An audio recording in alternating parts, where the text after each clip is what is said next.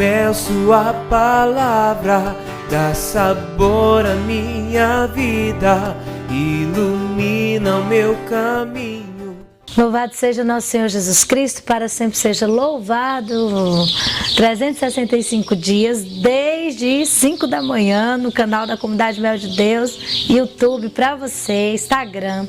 Compartilha, se inscreve no canal para você receber as notificações de todas as coisas. Ativa o sininho e mais, ajuda a chegar a palavra de Deus, a boa notícia, o evangelho que é boa notícia, o anúncio a todos os lugares deste mundo, de norte a sul do nosso país. Imagina, toda a nação brasileira, o povo católico, lendo a palavra, degustando a palavra, comendo a palavra e vivendo essa palavra. Não vai ser uma maravilha? Não vai ser uma grande graça para todos nós? Então quero que você compartilhe, que você divulgue, que você nos ajude como grande família Mel de Deus a partilhar esse doce mel que sai da rocha, que é Jesus Palavra.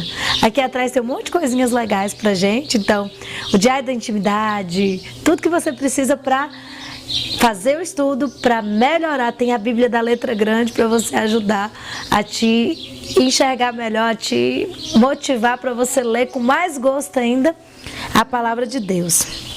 Olha bem, hoje nós vamos meditar o capítulo 9, continuar de Atos dos Apóstolos, e do 26 até o 43. Vamos juntos? Primeiro, apostolado de Paulo em Jerusalém. Paulo foi convertido, caiu do cavalo, as escamas saíram dos seus olhos, foi batizado no poder do Espírito Santo por Ananias, e hoje esse homem sai de Damasco fugido no cestinho, nas muralhas, porque os judeus queriam matar. Desde o início Paulo é ameaçado de morte por causa do nome de Jesus. Olha bem, chegando a Jerusalém, tentava juntar-se aos discípulos, mas todos o temiam, não querendo crer que se tivesse tornado discípulo.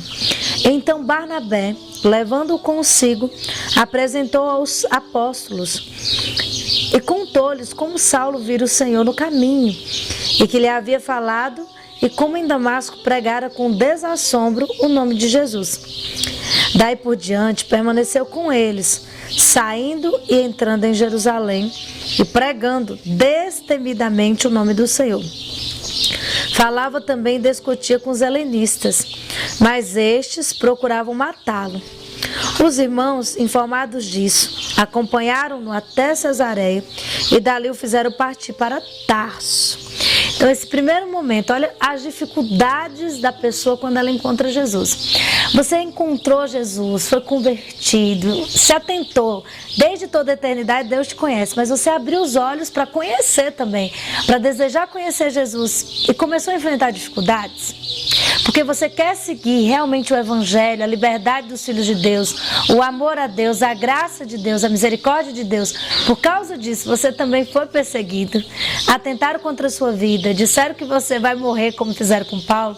Então, todo o tempo Paulo enfrentou dificuldades, todo o tempo Paulo enfrentou adversidades, né? Esse pequeno momentinho aqui do capítulo 9 é para Paulo um pouquinho, embora do 1 até o 12 sejam os Atos de Pedro, mas nesse momento agora a gente pega um pouquinho de Paulo.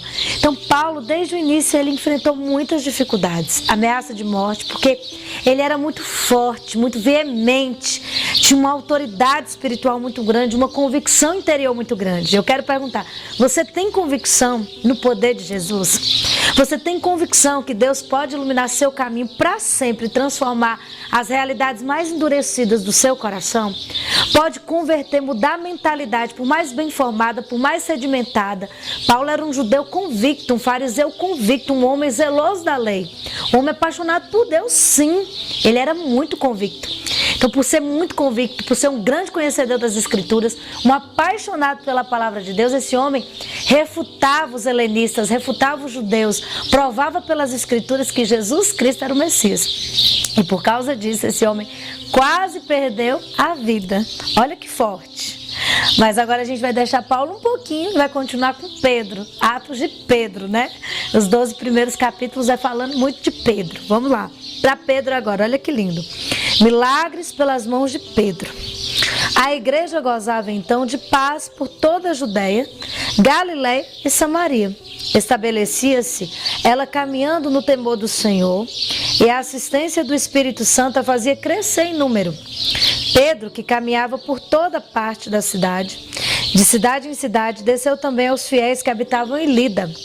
Ali achou um homem chamado Enéas, que havia 8 anos jazia paralítico no leito. Disse-lhe Pedro: Enéas, Jesus Cristo te cura, levanta-te e faze tua cama. E levantou-se imediatamente. Viram-no todos os que habitavam em Lida e Sarona, e converteram-se ao Senhor. Em Jope havia uma discípula chamada Tabita, em grego Dorcas. Esta era rica em boas obras e esmolas que dava. Aconteceu que adoecera naqueles dias e veio a falecer. Depois de a terem lavado, levaram-no para o quarto de cima. Ora, como Lida fica perto de Jope, os discípulos, ouvindo dizer que Pedro aí se encontrava, enviaram-lhe 2 homens rogando-lhe: não te demores em vir ter conosco. Pedro levantou-se imediatamente e foi com eles. Logo que chegou, conduzindo-o ao quarto de cima, cercavam-lhe todas as viúvas chorando e mostrando-lhes as túnicas e os vestidos que Dorcas lhe fazia quanto viva. Então, tendo feito todos saírem, pôs-se de joelhos e orou. Voltando-se para o corpo, disse: Tabita, levanta-te. Ela abriu os olhos e, vendo Pedro, sentou-se. Ele a fez levantar-se, estendendo-lhes as mãos, chamando os irmãos e as viúvas, entregou-lhe viva.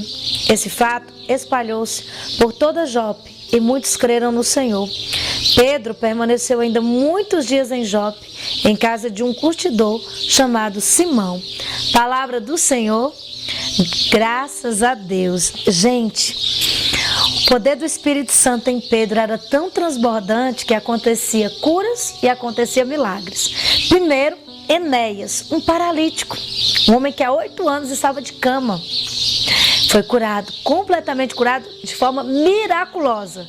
Há curas que não são milagres, há curas que são milagres. Um paralítico andar é um grande milagre.